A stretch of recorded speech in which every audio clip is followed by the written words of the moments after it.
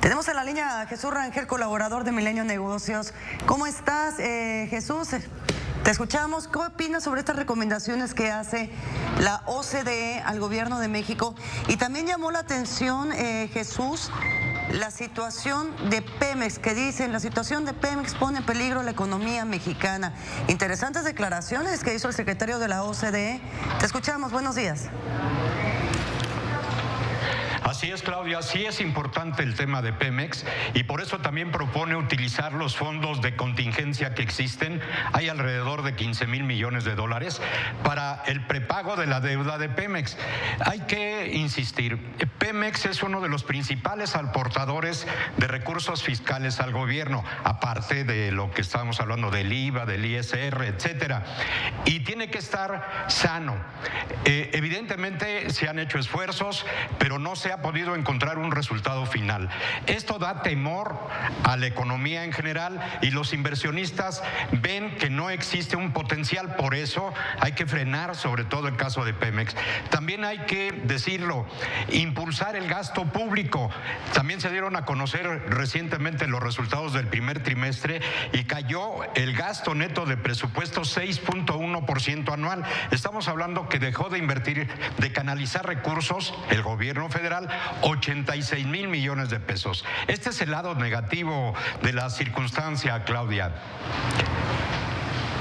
Es uno de los más importantes, ya lo comentabas, que nos dota de más fuerza de impuestos al país, a la economía del país, pero también hablando sobre estas recomendaciones que hace la OCDE, que por ejemplo también hace la invitación a mantener una prudencia fiscal con relación de la deuda con respecto al Producto Interno Bruto, también el tema de cómo mantener esta situación de declaraciones fiscales, que tengamos unas finanzas sanas, pero hablando desde la recaudación fiscal.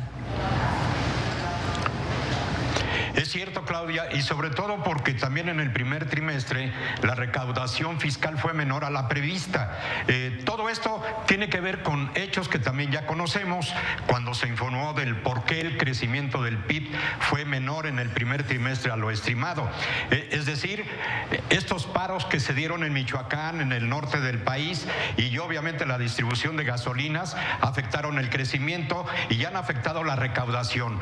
Pero hay que decirlo, no hay desestabilización en el tipo de cambio, se mantiene estable. Es muy importante verlo así y claro, dependemos de lo que pasa en Estados Unidos, pero bueno, ese es un elemento central.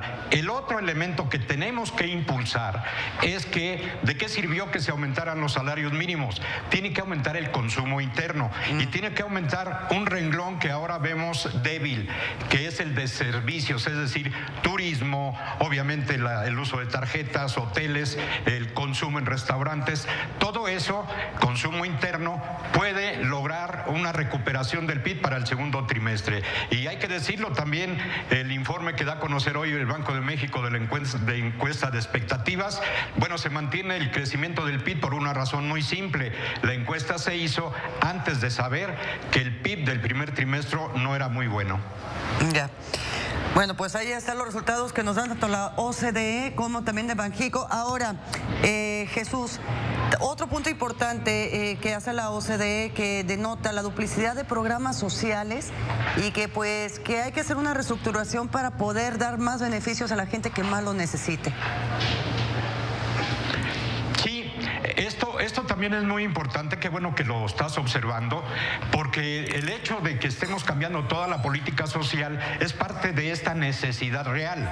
Hay que decir, por ejemplo, que el apoyo a los ninis, a los estudiantes, que en el que participa también el sector privado, sí tiene resultados. Esto lo han hecho en otras naciones, se ha visto el resultado positivo.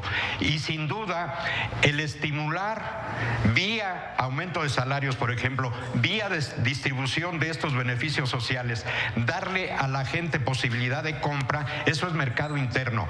Y evidentemente también hay que decir que hay una canasta básica de productos distribuidos a través de Diconsa y Liconsa, y que sin duda al utilizar los recursos para comprar estos productos a menor precio, estamos ayudando y estamos contribuyendo como consumidores a que la economía mejore. Esperemos que fuera esto masivo. Sabemos que no lo va a ser. Es imposible el 6% del que se habla de crecimiento. Sí. Bueno, Jesús, ¿algo más que te gustaría agregar sobre esta presentación de resultados? Exacto, es muy simple, Claudia. La economía no reacciona a veces como quisiéramos, pero hay que tener paciencia. La economía no se ha desestabilizado, eso es fundamental. Muy bien, Jesús Rangel, colaborador de Milenio Negocios, te agradecemos muchísimo por esta perspectiva sobre estos resultados que presentó la OCDE, como también Banjico, y pues vamos a ver qué medidas toma el gobierno mexicano en base a estas recomendaciones. Jesús, te agradezco mucho. A tus órdenes, Claudia, y hay que esperar, perdóname, la próxima semana, el martes, el índice de confianza de la inversión extranjera en México. Uy, ese dato va a ser importante. Muchas gracias, Jesús. A tus órdenes. Gracias.